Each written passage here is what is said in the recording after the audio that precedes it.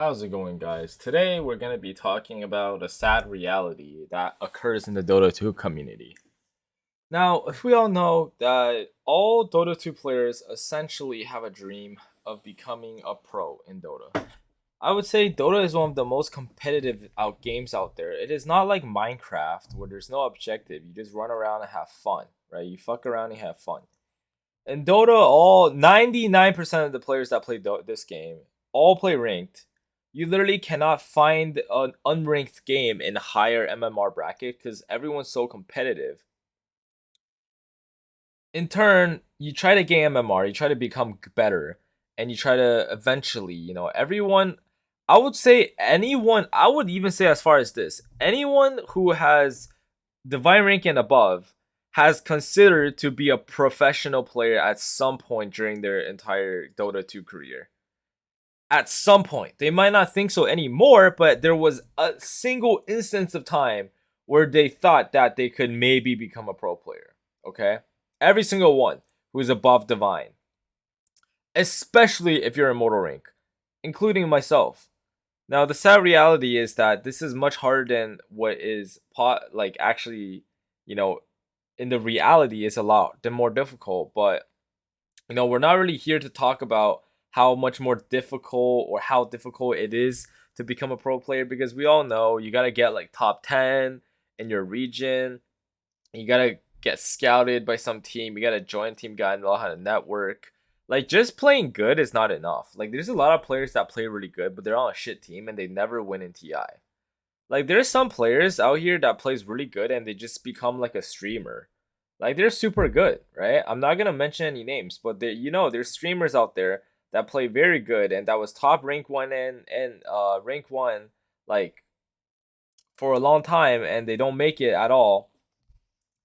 So, you either become a fucking streamer, you become like, just some for fun gamer. A lot of them retired, became a for fun gamer. Or you end up being like a tier 2 team. Even if you're tier 1, if you get like 10th place consistently, like you're really a nobody, right? No one really knows you. Like, look at these teams, look at these guys. No one knows who you are. If you're not like top 1 or some shit. Uh, but that's not what we're here to talk about today. Today we're gonna talk about the reality of becoming Dota 2 players.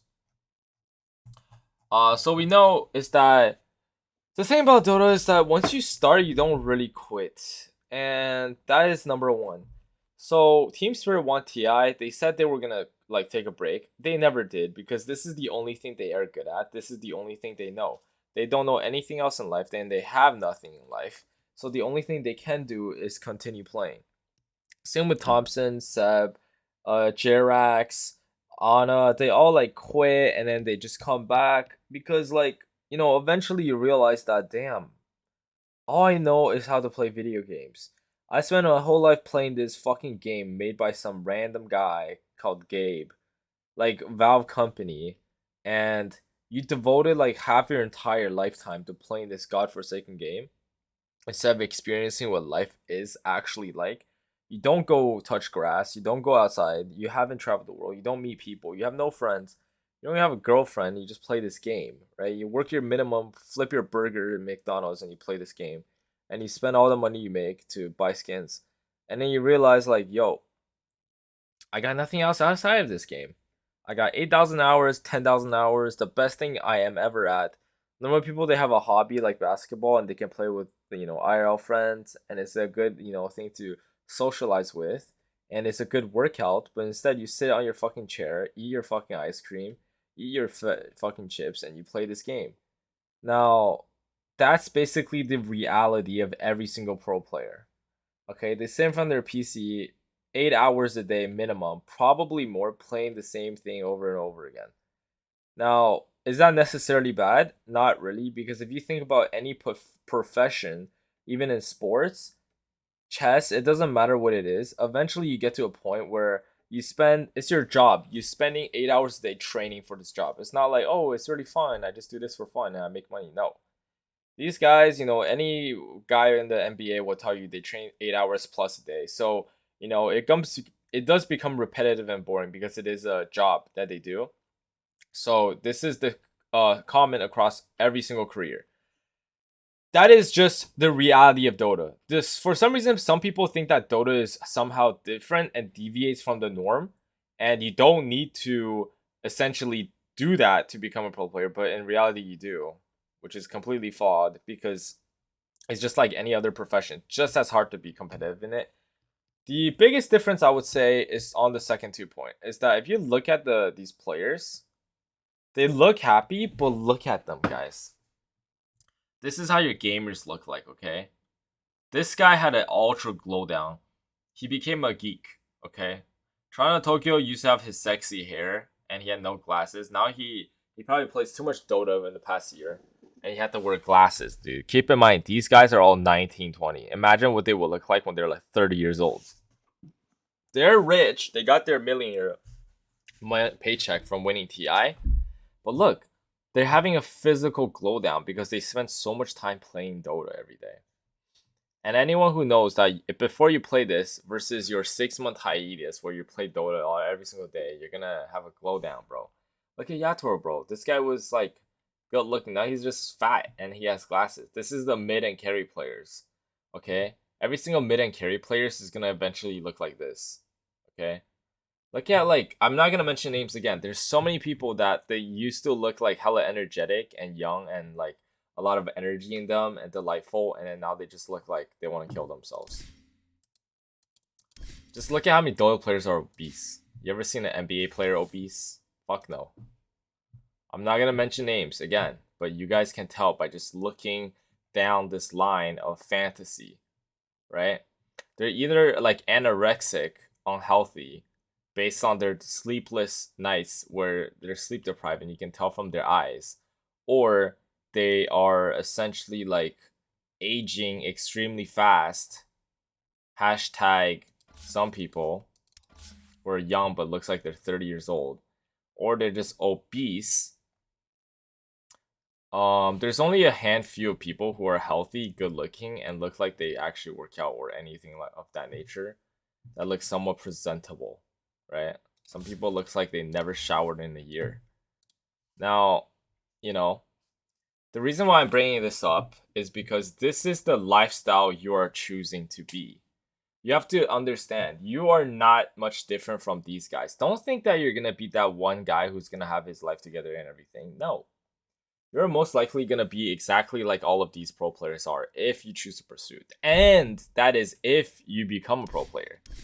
There is people that sacrifice of becoming obese, aging faster, your sleepless eye bags, and just overall have a, like, you know, your mind, your body, everything deteriorating is a guarantee, okay? But these guys are somewhat successful players that made it out. If you don't make it out, you're gonna have all the negatives and none of the positives. So essentially, you're a loser who sits in his mom's basement playing this game, but you don't even have the fame and clout and money that these guys do have.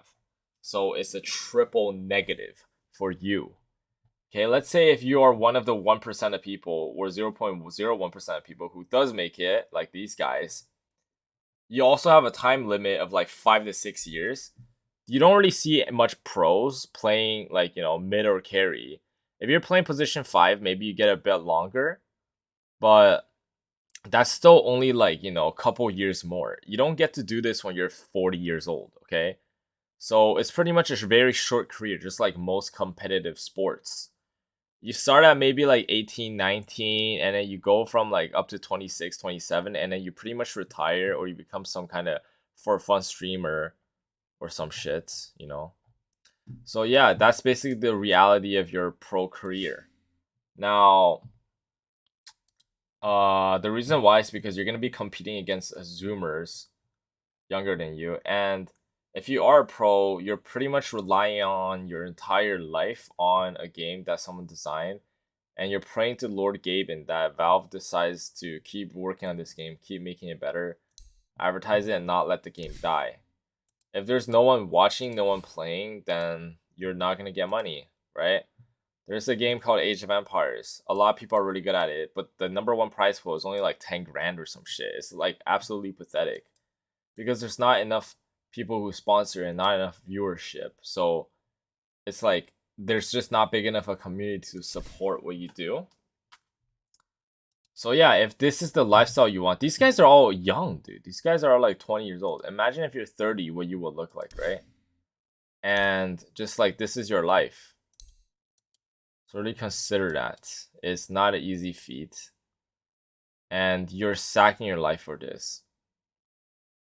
If you think that all that being said, and you can somehow negate the effects, and you can somehow make it out, and you have like and this is all if you are the 0.1% that does make it to the pro team, because more than likely, because 99% people who aren't going to make it are going to fail miserably, and you should definitely not pursue this. But if you're somehow, you think you're the 0.01%, then, you know, by all means, you can go for it. But I am essentially telling you in this video everything that could possibly go wrong and you don't expect, right? Becoming immortal is not enough. You need to become immortal. Top 1000 is not enough at all. Top 100 is not even enough. Top 10, okay? Top 20 at least.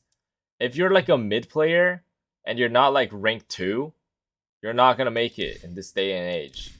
You're not going to make it on a good team. You might play on a shitty tier 2 team and you never do anything with your career. If you want to have any remote success in like the main events, you need to be top 1 or 2. You essentially need to defeat everyone you know, right? You in your pubs, you shouldn't lose mid a single time, right? Some shit like that. Yeah, that's all I can say, guys. Hope you guys enjoyed the video, and I'll see you guys in the next one. Peace out.